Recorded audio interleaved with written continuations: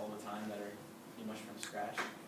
So it's my job to help decide whether we should be building a new playbook tool for our football coaches, or whether we should be allocating more resources towards going after soccer.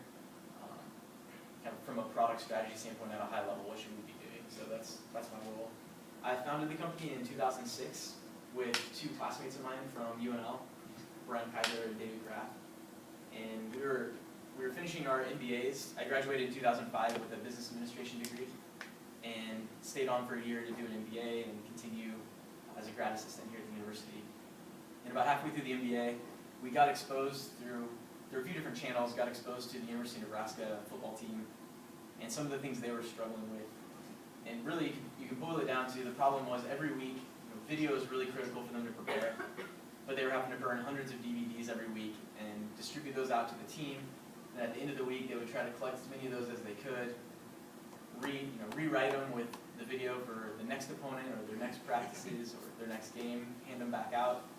And when we started talking with athletes didn't really watch the DVDs. They ended up having to come into the facility anyway to watch video. They didn't want to watch it on a DVD. They were handing out paper playbooks and paper scouting reports, same kind of thing, hundreds of them a week. They didn't get looked at. But there's really important information on these DVDs and in these scouting reports. So we saw all this happening, kind of archaic way to deliver information, but it was the best that was available. And we saw how important the information was if it could just get delivered more effectively. And so at the time, Coach Callahan was the coach. So we put together kind of a smoke and mirrors prototype, threw it together really in it's probably a week or so, put this prototype together. It didn't actually do anything that it looked like it was doing, but as long as we were running it, we knew exactly where to click and exactly where to step through to make it look like this whole product was fully functional.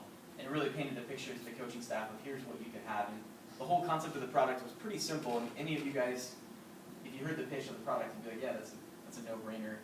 It was deliver video online to the athletes in a secure system, bring the playbook into the same spot as the video, and then essentially allow coaches to take those video clips that related to the plays in the playbook and drop them onto the playbook. So I could just watch the games, but I could also go into my playbook and see video that related to that play, whether it was from a practice the day before or the best time we ran that play last season, and just kind of bring all those resources together. So we pitched Coach Callahan on that idea. He loved it.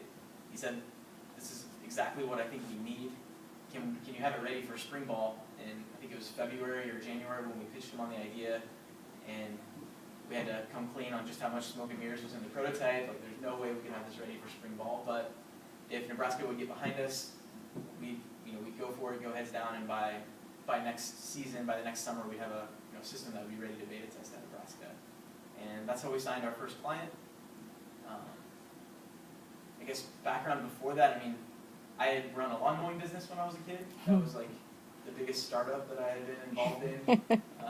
But it actually, I mean, it was helpful. And a lot of you guys probably, this is something I've come to this realization recently, that all those little random things I did when I was growing up and in high school and early college actually were really impactful and really important, just to get myself out there and start getting comfortable with asking people for money, keeping track of customers.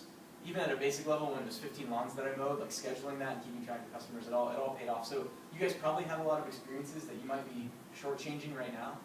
But I bet if you compared this group of people in this class with the average group of people at UNL, you guys probably have a lot more heavy entrepreneurial backgrounds already, even if you maybe don't fully appreciate it. So I'm starting to appreciate that more. My dad and my grandparents came from the restaurant industry and managed and ran restaurants. And I'm also starting to appreciate that more, all the things I heard from my dad along the way of what they bumped into at the restaurants. Just that confidence it gives you that you can run a business with a lot of people and a lot of moving parts, and it sounds doable. So I digress a little bit, but those experiences that your parents and your family have, the experiences you guys had in high school or maybe right now, are all going to come together in a big way if you guys decide to go ahead and start a business. It all really matters. So even the small things you can do now really would pay off. So we went after this new adventure. We never started a software startup before. We got Nebraska on board, and that was great.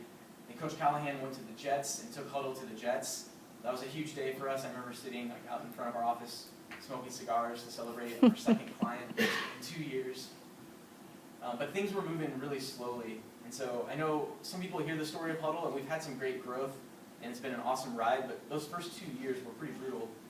We had Nebraska, and we had the Jets, which we got, you could argue, as kind of a lucky break because Callahan was totally bought into the concept and took it to the Jets.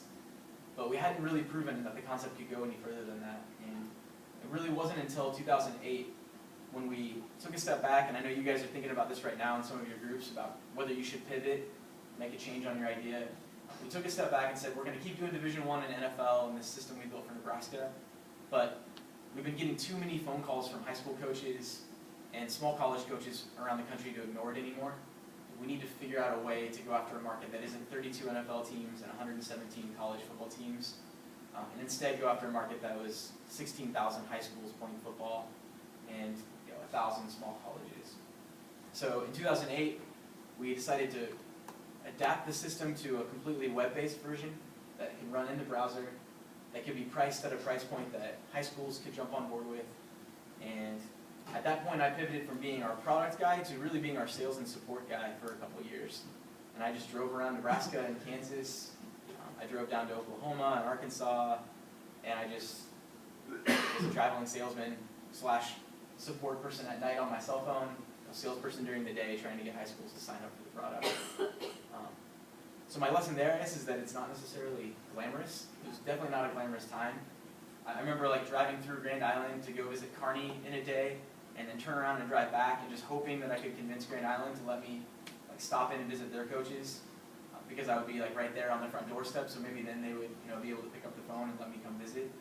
And a two sales call trip was a huge win after 5 hours of driving or whatever that was. So that was kind of the slog for a couple of years getting this high school product off the ground, but we could feel it clicking. We could see the potential. We were getting great feedback from coaches that they loved it. And so in 2008, we had 12 schools that I got on board as a pilot program. Even if we were trying to give away the product for free, it was a battle to get 12 schools to sign up and use it. And even though we were talking about the fact that Nebraska and the Jets were using it, it was still a battle to get 12 schools to use it. It seemed crazy to me when we were talking about going into the high school space. It was like, well, we're going to go out there and say we build systems for Nebraska and the Jets and these other NFL teams. So of course it's going to be a piece of cake to get high schools to buy in, but it's not. Like that inertia that you guys are going to see in the market is so strong. It takes so much just effort and resilience and really amazing products to overcome people being comfortable with what they have, pretty much, even if it's DVDs or VHS tapes. So we got 12 to sign up. They were really loving it, and in 2009, we put our heads down. We went to a ton of coaches' clinics, a ton of trade shows. I was at a trade show booth 8 weekends in a row in like kind of January, February, March, just on a string. Definitely a huge hat tip to my wife for putting through some huge sacrifices during those first couple of years where I was traveling in at trade shows like every weekend and every weekday. And we got 350 teams to sign up. And then things started to really pick up pace. The next year we got 2,000. The next year we got up to 6,000 high schools. And last year we finished at 12,000. This year we're on pace to get to around 15,000 high schools. So by the end of the year we should have around 80% of the football playing high schools in the U.S. using Hudl to load and break down all their football video. We're on pace to be around half of the basketball teams in the U.S. using Hudl at the high school level to break down their basketball film. We've got 8 NFL teams now, 8 NHL, a couple NBA. About 89% of the college market now uses Hudl. So it's really exciting to see where we're at now. And I'm super proud of it, but it came from a wicked slog. Just standing behind a trade show booth until my feet almost couldn't function. Talking with coaches, being the last one there with the booth open until 11 p.m. because I knew when the last session got out, like, those were the most dedicated coaches at the trade show that were going to walk over and be most interested in having the best tools. So all the other booths were packing up, looking at me like I was crazy. They made fun of me all the time, like, look at the Hudl guy, just unwilling to give up. But we were always the most resilient at these trade shows. It's part of our culture. Like when we traveled to a trade show or a clinic, we were going to slog it out and talk to every single coach we could. And we made some of our best sales late night at a trade show.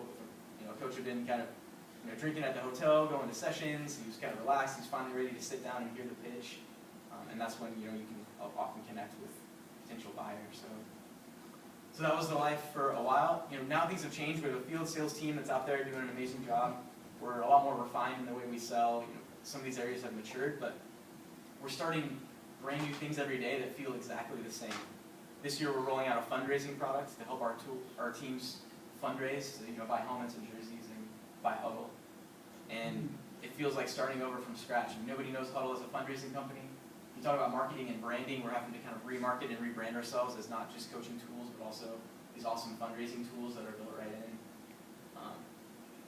You'd think it would be easy to tell teams how they can make money with just a couple clicks, and Hudl will do it for them, but it's that same inertia, that same slog of they're used to selling cookie dough and discount cards, and it's comfortable, and they know that they can make their $5,000 off the cookie dough, and their cookie dough guy is coming in next week, so we don't want to try anything new. So now we're battling the same battle of overcoming this new market. We're hitting the same thing in basketball. We hit the same thing when we moved to a new country to try to sell American football systems. Just breaking through is and what country, or where'd you go? We've got about 500 teams around the globe that play American football. Another 300 or 400 teams that play different other sports around the world. So we actually just today sent a 4-person team out for our first international Hudl Up tour is what we call it. We're going to 4 different stops around Europe and just starting the same slog. I think we sent out an invitation in London, and I think we have 12 people registered. It's just a reminder, like it's just always a battle to build things up. I mean, once we build up the awareness in Britain around American football, and then eventually basketball, and our goal is to expand our way out into soccer, we'll get there. And these are big markets, and it's really exciting. But it starts with 12 people at a hotel in London, hearing about Hudl for the first time. That's just how it starts. So hopefully that helps later when you guys are going after it and you're feeling frustrated, like it can't be this hard. Yeah, it just is that hard, but you'll have these little breakthroughs along the way, and then every once in a while a little flywheel gets going. And you can let that go over here, and then you move on to the next thing. That's hard. So that's a little bit of the background of Hudl. We work with 20 different sports, over 20 different sports now. Football and basketball are our biggest sports. And the gist of our product is, like right now during football season, thousands of teams on tomorrow night and tonight are going to be uploading their games to Hudl. We give them all the tools to let them pull that right off their camera and get it up to hudl.com as easily as possible. And then once they upload it, that film gets shared out to the team. Millions of athletes will be logging in on their phones to watch that film. Coach can add illustration and voice on top of the video and share that out to his athletes or her athletes so they can see coaching points and tips right on top of the video. So as they're watching it, they know exactly what to pay attention to. And then the other part, in addition to coaching, that's really important for us is athletes can build highlight videos in Hudl. So they can put together their recruiting tapes, their highlight videos, share those out to recruiters, or just show off to mom and dad or aunts and uncles or friends, classmates. And so we've got about, I think we're coming up on around 4 million highlight reels that have been made in Hudl from our athletes. And we get around a couple million people coming to the site every month that are just coming to check out our athletes' profiles and watch their highlight videos. It's not just about coaching tools, it's also about, we talk about making every athlete look like a pro. That's our goal. Whether you play JV football and it's JV film and you got one touch during the game, we want you to be able to make that clip look awesome. Throw some slow-mo on it, some music, spot shadow yourself, be proud of it. If you're the starting varsity quarterback, you're going to have 40 or 50 great clips. We want to help you whittle that down to the best 2-minute video that's going to make you look as amazing as possible. So that's a big part of our business too, is helping athletes take that video and look awesome. So we're based down here in the Haymarket. We started with just the 3 of us in 2006, and we've roughly kind of doubled year over year, somewhere in that range. Right now we're right at 110 employees. 100 of those are down in the Haymarket, and about 10 of them work remotely around the country in Texas, California, and in New York. Be happy to host any of you guys too. If there's something we can do for you, or you have questions about starting a company, we're like literally down the street. So I definitely encourage you to ping me if you want to bounce an idea off of us, or just come check out the office and see how we work. It looks a lot different now than it did early on. I can tell that story too. Our first office had limited